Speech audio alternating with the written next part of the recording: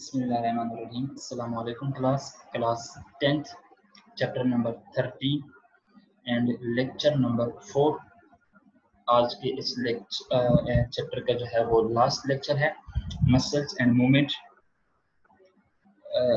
ये बात मैं पहले लेक्चर में बता चुका हूँ कि जो मसल्स होते हैं, जो हड्डियां मूव करती हैं, वो किसकी वजह से मूव करती हैं? वो मसल की वजह से मूव करते हैं। So the movement in bones, जो बोन्स में मूवमेंट होती है, are brought about by the contraction of muscle, वो मसल की वजह से होती है। मसल कंट्रैक्ट करते हैं और रिलैक्स करते हैं तो फिर जो है वो बोन की मूवमेंट होती है। सो हम बात करते हैं मसल की। जो मसल है, यहाँ पे एग्जांपल लेते हैं, ये एक मसल है, तो मसल के जो है वो दो एंड होते हैं। ये एक मसल है, इसके दो एंड हैं। इस मसल का ही वो वाला एंड जो कि मूवेबल, ये मूवेबल बोन के साथ जुड़ा होता है, मसल के उस एंड को क्या कहते हैं? इंसर्शन। क्योंकि आप ये देख रहे हैं, ये मूव करता है, ये ऊपर गया हुआ है और फिर ये नीचे, तो ये हड्डी जो है वो क्या करती है? मूव करती है। जबकि इस मसल का वो एंड जो कि जुड़ा होता है इमूवेबल बोन के साथ, उस मसल के उस एंड को हम क्या कहते हैं? ओरिजिन कहते हैं। तो ओरिजिन और इंसर्शन जो है वो आपको क्लियर हो गया कि मसल का वो एंड जो कि किसी इमूवेबल जॉइंट बोन के साथ जुड़ा होता है वो ओरिजिन कहलाता है, और जो मूवेबल बोन के साथ जुड़ा होता है वो क्या कहलाता है? इंसर्शन कहलाता है। और डिटेल जो है वो आप ये यहाँ पे पढ़ सकते हैं कि ओरिजिन क्या है, muscle attach with some immovable bone क्या कहलाता है? ओरिजिन कहलाता है। और जो कि वो एंड जो कि अटैच होता है मूवेबल बोन के साथ, उसे क्या कहते हैं? इंसर्शन। मसल जब मैसेज रिसीव करते हैं, मैसेज या फिर नर्व इम्पल्स रिसीव करते हैं फ्रॉम ब्रेन और from spinal cord, it contract to become shorter. जो मसल होते हैं वो शॉर्टर हो जाते हैं और साथ में क्या हो जाते हैं? Thicker sensitive. इसके लिए याद रखिएगा, जब मसल मैसेज रिसीव करते हैं तो क्या हो जाते हैं? शॉर्टर हो जाते हैं और थिकर, साथ में मोटे भी हो जाते हैं, डोला टाइप का बन जाता है ड्यू टू दिस कंट्रैक्शन। और इस कंट्रैक्शन की वजह से तो क्या करते हैं? ये मूव कराते हैं किस चीज को? बोन को। तो स्केलेटल मसल जो है वो एक दूसरे के ऑपोजिट जो है वो काम करते हैं, और इसको हम क्या कहते हैं? इंटरगोनिस्टिक पेयर। ये बेस्ट एग्जांपल है, दो मसल हैं और ये दोनों मसल एक दूसरे के क्या कर रहे हैं? अपोजिट काम कर रहे हैं। तो मसल का वो पेयर जो कि अपोजिट काम करे उसको हम क्या कहते हैं? इंटरगोनिस्टिक पेयर। और इन दो मसल का अपोजिट काम करना क्या कहलाता है? एंटागोनिज्म। याद रखिएगा, एक जैसे एक्शन वर्ब है और एक है नाउन। तो ये मसल और ये वाला मसल, ये एक दूसरे के अपोजिट काम करते हैं। सो इन मसल को क्या कहेंगे? Antagonistic pair. जबकि इन दो मसल का अपोजिट काम करना क्या कहलाता है? Antagonism. The opposite action they doing is antagonism. So जब एक मसल कंट्रैक्ट करता है, फॉर एग्जांपल ये वाला कंट्रैक्ट करता है तो ये वाला मसल रिलैक्स करता है, और जब ये वाला कंट्रैक्ट करता है तो ये वाला क्या करता है? रिलैक्स करता है। तो ये अपोजिट काम करते हैं। अब ये मसल जब कंट्रैक्ट करता है तो इसकी वजह से जो जॉइंट है वो क्या हो जाता है? बेंट हो जाता है, ऐसे हो जाता है, यहाँ पे। सो वो मसल जिसके कंट्रैक्ट की वजह से जॉइंट जो है वो क्या हो जाए? बेंड कर जाए, उस मसल को क्या कहते हैं? Flexor muscle. और ये मूवमेंट जो कि हुई है यहाँ से लेकर यहाँ तक, जो मूवमेंट हुई है, इस मूवमेंट को क्या कहते हैं? फ्लेक्शन। दो अलग अलग टर्म है, एक है फ्लेक्शन, ये वर्ब है, और जो फ्लेक्सर मसल जो है वो नाउन है। सो ये मसल जब कॉन्ट्रैक्ट करता है तो जो जॉइंट है ये वाला, ये क्या कर जाता है? बेंड कर जाता है। और इस मसल को हम क्या कहते हैं? फ्लेक्सर मसल कहते हैं। जबकि इस एक्शन को जो कि हुआ है, यहाँ से मूवमेंट हुई है, जॉइंट जो है वो बेंड हुआ है, इस एक्शन को क्या कहते हैं? फ्लेक्शन। और इस ये वाला मसल जब कॉन्ट्रैक्ट करता है तो जो जॉइंट है वो क्या हो जाता है? स्ट्रेट हो जाता है, यानी ये वाला जो बोन है ये दोबारा नीचे की तरफ आ जाता है, और ये जॉइंट है ये ऐसे हो जाता है, स्ट्रेट। और हाँ, तो ये कहते हैं कि जब ये वाला मसल, जब ट्राइसेप मसल, ये वाला मसल जब कॉन्ट्रैक्ट करता है तो जॉइंट जो है वो स्ट्रेट हो जाता है, और इस मसल को हम क्या कहते हैं? Extensor muscle. और ये जो एक्शन हुआ है, यानी कि जॉइंट का स्ट्रेट होना, ये क्या कहलाएगा, एक्सटेंशन, एक्सटेंसर मसल और एक्सटेंशन, और इसी तरह फ्लेक्सर मसल और फ्लेक्शन। ठीक है, तो ये भी आपको क्लियर हो गया। अब एग्जांपल लेंगे, ये जो है फ्लेक्सर मसल की जो एग्जांपल है एमसीक्यूज के वाले से याद रखिए, ये है बाइसेप मसल। बाइसेप मसल किस चीज की एग्जांपल है, फ्लेक्सर मसल की, और ये जो ट्राइसेप मसल है ये किस चीज की एग्जांपल है, एक्सटेंसर मसल की। तो ये था मसल्स के बारे में कि मसल जो है वो इंटरगोनिस्टिक पेयर में काम करते हैं। फिर हमने बात की कि फ्लेक्सर मसल क्या होते हैं और एक्सटेंसर मसल क्या होते हैं। फिर हमने बात की कि फ्लेक्शन क्या होता है, और फिर हमने बात की कि एक्सटेंशन क्या होता है, और फिर हमने एग्जांपल पढ़ी है कि फ्लेक्सर मसल की एग्जांपल क्या है, बाइसेप, और एक्सटेंसर मसल की एग्जांपल क्या है, ट्राइसेप। ये एक अलग डायग्राम में दिखाया गया है। ये मसल कंट्रैक्ट कर रहे हैं तो बोन जो ये जॉइंट है ये क्या कर रहा है, बेंड कर रहा है। तो ये क्या है, ये क्या हो रहा है, फ्लेक्शन हो रहा है।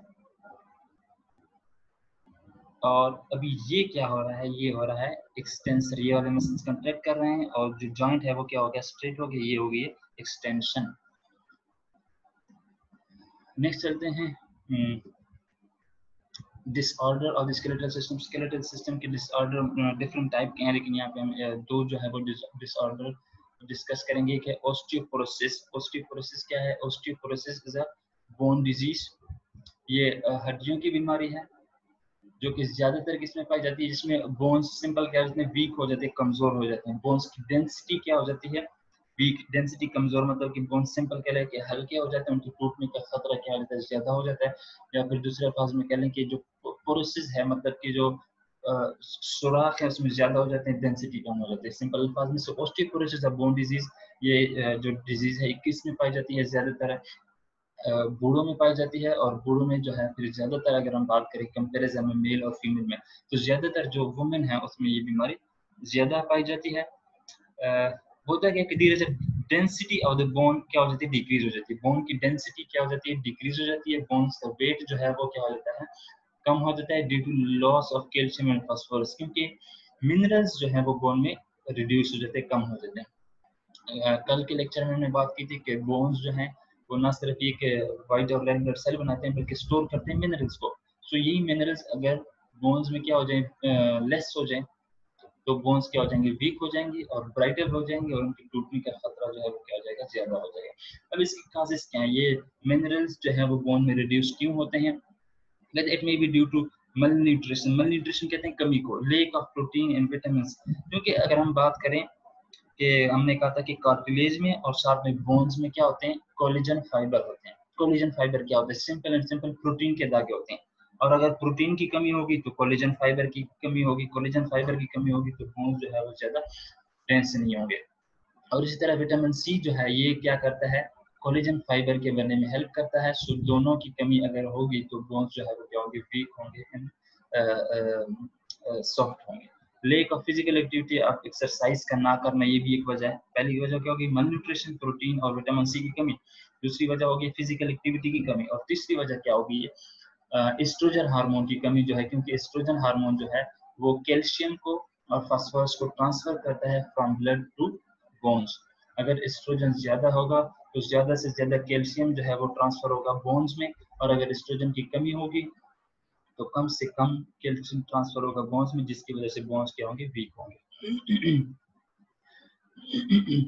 It is one of the function of the estrogen to deposit minerals in bones when the reproductive cycle stop in female. Not enough estrogen is secreted. जैसे कि हमने बात की है, ये वाली बीमारी जो है वो ओल्ड वुमेन में ज्यादा होती है। उसकी रीजन क्या है कि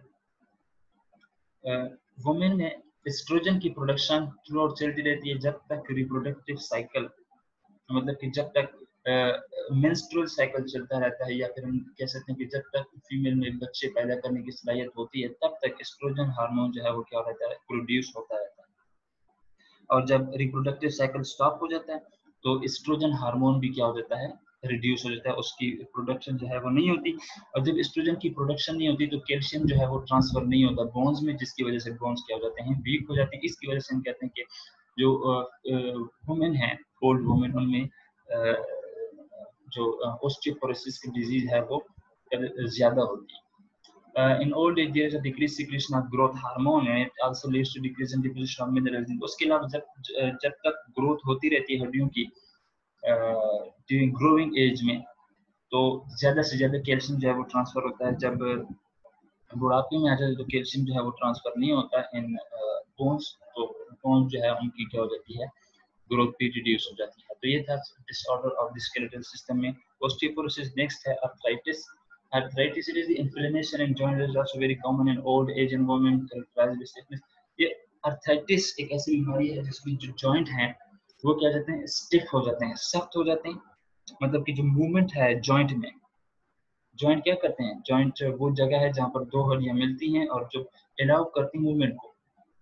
तो joint अगर stiff हो जाए, सख्त हो जाए, मतलब joint में movement जो है वो कम हो जाए, और जॉइंट जो है वो क्या हो जाए, इन्फ्लेमेशन हो जाए, मतलब वहाँ पे फूल जाती है जगह, रेड हो जाती है और यहाँ पे पेन, दर्द भी महसूस होता है। ये सारे सिम्टम्स हैं किस चीज़ की, अर्थराइटिस की। और ये ज़्यादातर जो होता है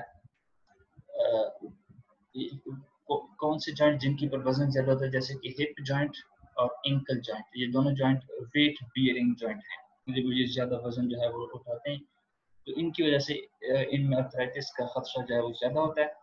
और इसकी ट्रीटमेंट क्या है, पेन किलर मतलब दर्द रफा करने वाली दवा, और एंटी इन्फ्लेमेटरी सब्सटेंस, ऐसी दवाएं जो कि इन्फ्लेमेशन को ख़त्म कर दें, वो वाली दवाइयाँ जो है वो अर्थराइटिस के खिलाफ इस्तेमाल की जाती हैं। अब अर्थराइटिस की जो है वो 3 टाइप्स हैं, osteoarthritis, rheumatoid arthritis and gout. वैसे तो बहुत सारे अर्थराइटिस के टाइप्स हैं, यहाँ पे हम 3 डिस्कस कर रहे हैं।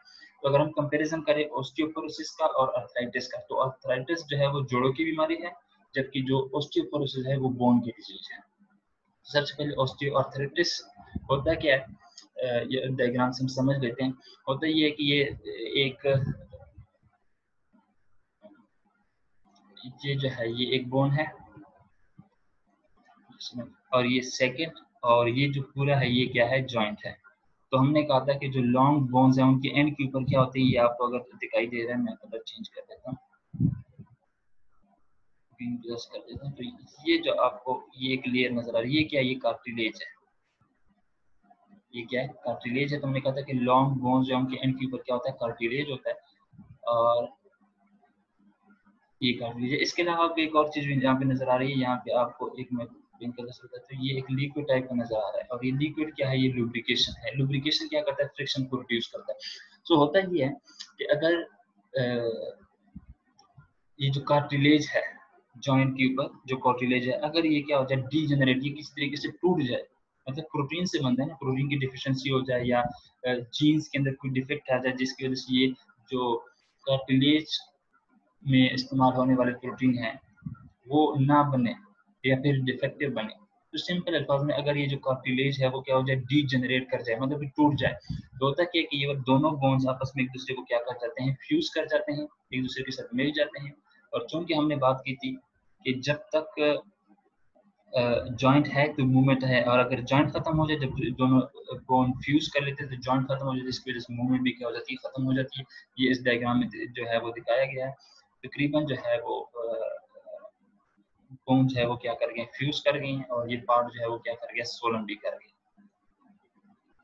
और यहाँ पे अगर एनिमेशन के जरिए आप देख सकते हैं कि ये वाली इस डायग्राम में आप देख सकते हैं कि दो बोन्स जो है वो आपस में क्या करेंगे, फ्यूज करेंगे, और फ्यूज करने की वजह से उनके अंदर ये इस तरह की फ्यूजन होती है, जिसकी वजह से मूवमेंट जो है वो क्या हो जाती है, खत्म हो जाती है।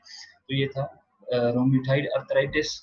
और होता कि यहाँ पे पेन, जहरी बातें, दर्द भी होता है जगह की परफ्यूजन होती है बोन्स की वजह से, और बोन्स जो है वो टोटली इमूवेबल हो जाते हैं। और लुब्रिकेशन जो कि फ्रिक्शन को रिड्यूस करता है, जहाँ पे लिक्विड मैंने आपको बताया, तो वो लुब्रिकेशन जो है वो भी इसकी वजह से भी ऑस्टियोआर्थराइटिस के चांसेस जो है वो ज्यादा हो जाते हैं। इसके अलावा rheumatoid arthritis, inflammation of the membrane eight joint, जो जॉइंट है उसके इर्द गिर्द जो मेम्ब्रेन है उसमें क्या हो जाती है, इन्फ्लेमेशन हो जाती है, और इसकी वजह से क्या होता है, fatigue, low grade fever and pain, stiffness and joint, वही बीमारियां हैं जो कि हमने सिम्टम्स है जो कि हमने अर्थराइटिस के लिए डिस्कस किए थे। दर्द भी होता होगा, हल्का हल्का बुखार भी होता है, और फिर ठीक थकावट भी होती है।